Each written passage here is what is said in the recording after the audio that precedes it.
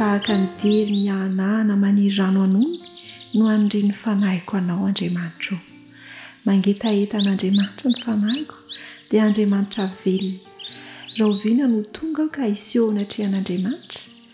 Salamo 2:7 andiny voalohany sy 2. Rehefa mangetaeta ny famarinana isika dia tena zava-dehibe izany satria mbola miantso anao ny Tompo mba ho any amin'ny lalan'ny famonjena, ho any amin'ny lalan'ny fitiavany mandrakariva.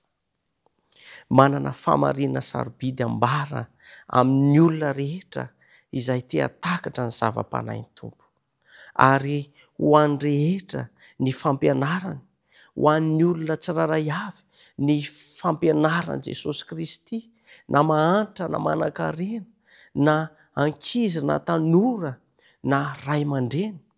Jesosy Kristy dia tsy mizaha tavan'olona, tsy manavakavaka izy, fa tia mivonjena avokoa ny olona rehetra, ny firenena rehetra, ary na sarangan'olona inona na foko inona, ninona toerana misy ny olona, na mahantra na manan-karena, dia tiany Jesosy ho vonjena avokoa ny olona tsiraray avy.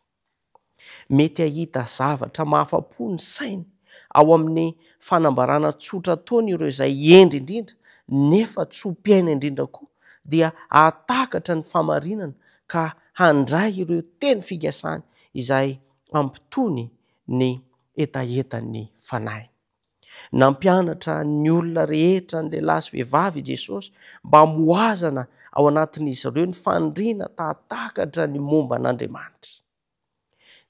Fomba fiasan Jesosy Kristy mihitsy ny hoe mampianatra ny olona rehetra mba hatakatra ilay fitiavan'Andriamanitra, hatakatra ny herin'Andriamanitra, ary ho an'ny olona tsiraray avy izany.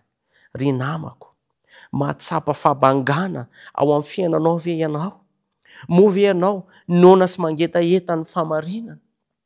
Porofo mibaribary izany, fa ny asa tao am-ponao Jesosy Kristy, ka nametraka izany mba hahatonga anao angataka azy anatanteraka ny fandriany ao anatinao. Aoka hiantoraka amin'ny Kristy mandrakariva. Rehefa mahatsiaro banga ao am-pontsika ao, dia antsoa Jesosy fa izy mameno izay ilayntsika, ary ho tanterany eo amin'ny fiainantsika ny teny fikasana. Ireo izay tsy mikatsaka ny famarinana toy ny fitadiavana rena miafina no tokony hikatsahantsika ny famarinana, hitadiavantsika ny Jesosy Kristy, ary rehefa katsahantsika fatratra mihoatra lavitra ny zavatra rehetra, ny fikatsahana ny famarinana, fikatsahana ny famonjena, fikatsahana ny Jesosy Kristy, dia ampy antsika ny fahasoavan'i Jesosy, ary ho feno ny herin'Andriamanitra ny fiainantsika, ho feno ny fitiavan'Andriamanitra izao sy ianao. Hoy Matteo 7:12, ianareo no navela halala ny zava-miafina ny amin'ny fanjakany lanitra, fa ireny kosa tsy mba navela, fa izay manana no homena, ka hanana be dehibe izy, fa izay tsy manana kosa na izay nanana azy dia esorina aminy.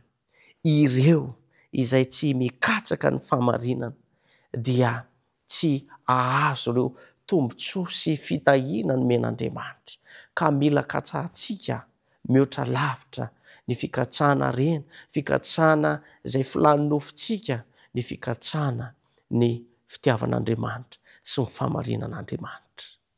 Hitahy ianao anie ny Tompo, ary andao isika hivavaka. Tompo, misaotra noho ny teninao, misaotra noho ny hatsaranao, ampianary mandrakariva izay hanao anao loha laharana, ka ninonino nataonay, ninonino nakasainay, dia ianao no ho voalohany ao anatin'izany.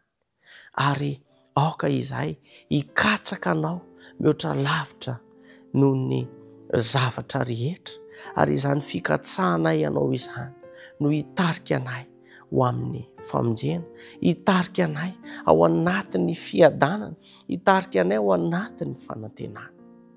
Koa meteza hiaro anay hanampy anay amin'ny anaranao Jesosy Kristy no hanonona sy angatana ny vavaka. Amen.